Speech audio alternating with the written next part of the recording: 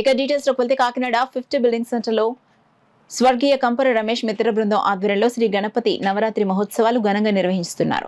ఉత్సవాల్లో భాగంగా సెంటర్లో భారీ ఎత్తున మండపం నిర్మించారు. ఉత్సవ మండపంలో భారీ గణపతి విగ్రహం ప్రతిష్ఠించి అర్చక స్వామి భక్తులతో వినాయక చవితి వ్రతాన్ని శాస్త్రోక్తంగా జరిపించారు. ఉత్సవ నిర్వాహకులు కంపర బాబీ సభ్యులు పూజా ద్రవ్యాలను ఊరేగింపుగా తీసుకొచ్చారు. ఉత్సవ పందిరికి కాకినాడ రూరల్ ఎమ్మెల్యే పంత నానాజీ విచ్చేశారు. పందిరికి విచ్చేసిన ఎమ్మెల్యే నానాజీకి పూలమాలలు వేసి ఘన స్వాగతం పలికారు. ఈ సందర్భంగా పంత నానాజీ స్వామి వారిని దర్శించి పూజలు చేశారు. పంత నానాజీ మాట్లాడుతూ కాకినాడ నగర ప్రజలకు వినాయక చవితి శుభాకాంక్షలు తెలిపారు.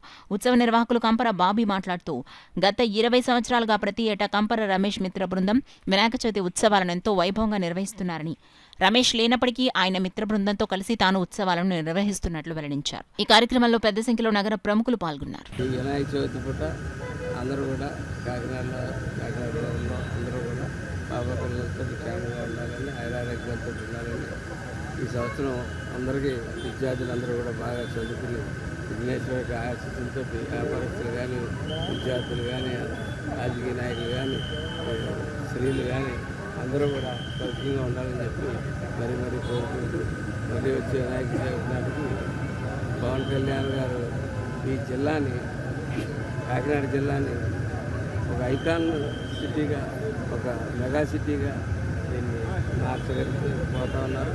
పిఠాపురం కాకినాడని ఏకం కలిపి అనుసంధానం చేస్తూ ఉన్నారు. అనుసంధానంలో కాకినాడ బీచ్ని కూడా, ఉప్పాడు బీచ్ నుంచి కాకినాడ బీచ్ని కూడా ఎంతో అభివృద్ధి చేయడానికి ఆయన ప్రణాళికలు సిద్ధం చేసుకుంటూ ఉన్నారు. అట్లాగే ఆల్మోస్ట్ అనేక రకాలైన ఇన్స్టిట్యూషన్స్ కాకినాడకి పిఠాపురానికి మధ్యలో వచ్చి కాకినాడ పిఠాపురం కూడా ఒక జంట నగరాల్లో కలిసిపోతాయని చెప్పి నేను ఆశిస్తున్నాను. గత 3 సంవత్సరాల నుంచి కూడా మేము నిర్వహించడం జరుగుతుంది.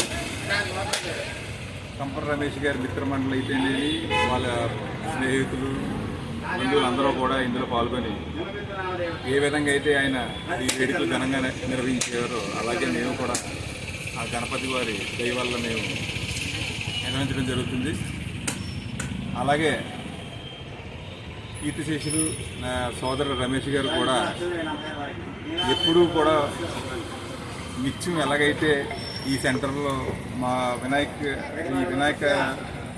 ఒక ప్రత్యేకత ఉంది, భక్తి శ్రద్ధలతో నిర్వహిస్తామని చెప్పి కాకినాడకే ప్రసిద్ధి చెందిన ఈ వినాయకుడు నిజంగా మాకు ఈ అవకాశం ఇచ్చిన ఆ వినాయకుడికి చేతులెత్తి నమస్కరిస్తూ ఈ సంవత్సరం కూడా అందరూ కూడా సుఖ సంతోషాలతో చెప్పుకుండాలని చెప్పి మనకు